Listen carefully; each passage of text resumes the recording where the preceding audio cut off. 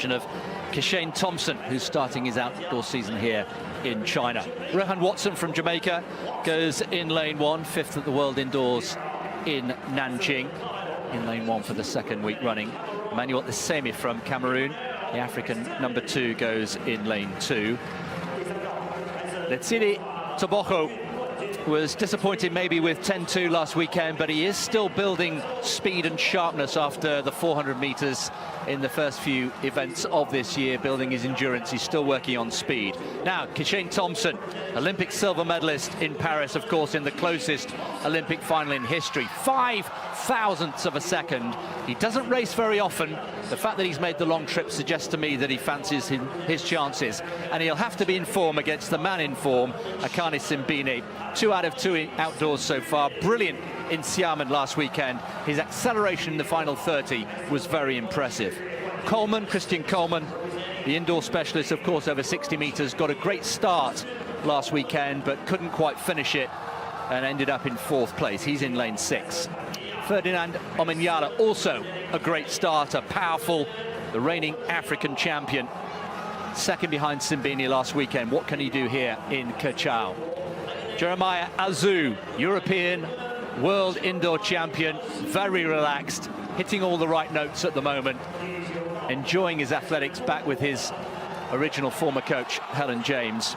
And Xie Junye gets a great reception from the crowd for China in lane 9, 3 times a 4th placer at the World Indoors.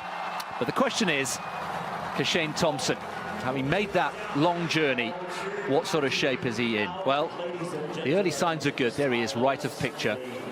Ran 6:48 into a headwind outdoors, and then 6:56 indoors over 60 meters. So the omens are good. He's got a fantastic start and a great finish as well. So the big names: Tebogo in 3, Botswana; Kishane Thompson in 4; Simbine in the red, the man in form here in 5; Coleman in 6; Omanyala 7; Azu in lane 8. Men's 100 meters.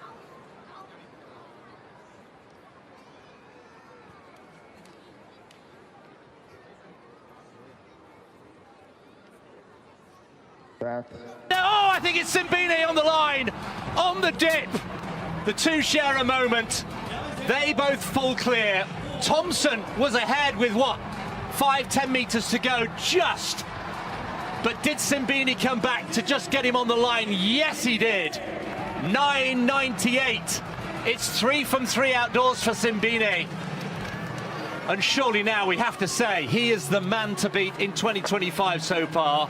He's put together a brilliant sequence. Thompson, in his first race, stole a march, but was pipped on the line. And Tebogo, with an improved performance from last week.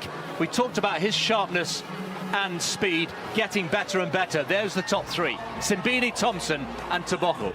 Great start from all 3 of those men that ended up in the eventual 3. Tebogo, that was much, much better than we saw in Saman last week. Now, at this point, Thompson, he just tightened up for me. He just forced it ever so slightly. And Simbine just stayed relaxed. Look at the South African here. He is straining, he's working hard, but he's staying very smooth. Whereas for me, Kishane Thompson, he was just trying to muscle it out. And see, look at this front-on picture here. Thompson just rocking and rolling side to side. Simbine almost focusing all that desire straight forward, and he just gets there ahead of Thompson. And Tebogo, for me, it was a bit of a wry smile at some point over that finish line we saw in one of the shots, so just saying, all right, that's more like it, that felt good. So great to see Tebogo so close to 10 seconds. Yeah, 10.2 becomes 10.03. That is improvement. There was no sense of panic from Tebogo in the press conference yesterday. Long season ahead. You'll hear us and the athletes say that time and time again. Let's look at it again, though. This is a high-quality field, no doubt about it. We've got Azu there, second left from picture, who faded a little bit.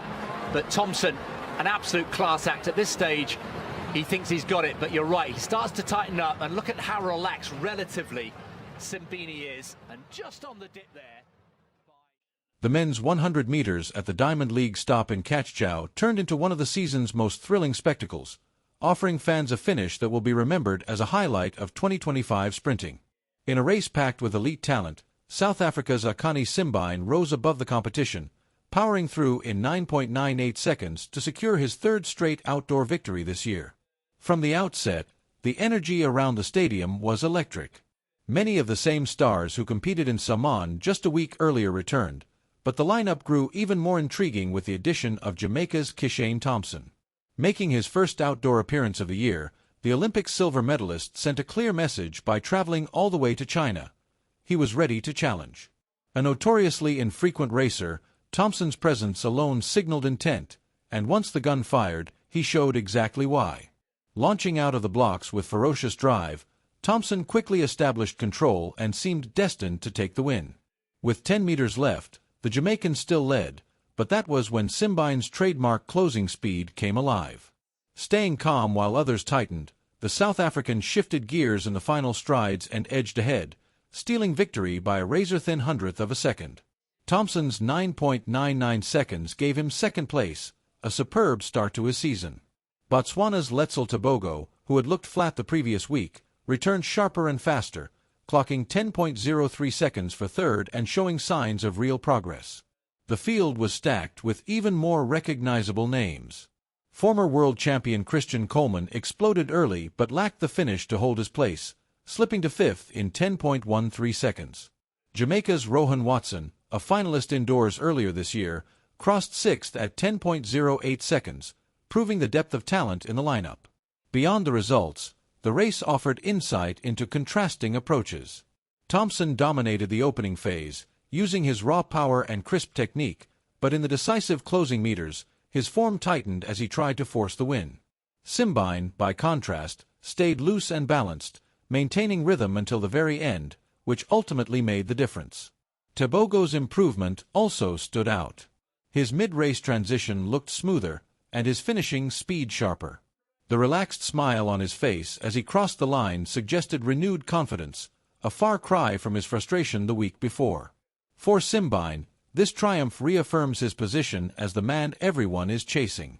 3 victories from 3 outings in 2025 underline both his consistency and his growing momentum as the season builds toward its peak. Thompson, meanwhile, leaves Kachchow with plenty of positives. If he can sustain his explosive starts while finding more composure in the last stretch, he will be an even greater threat in the coming months.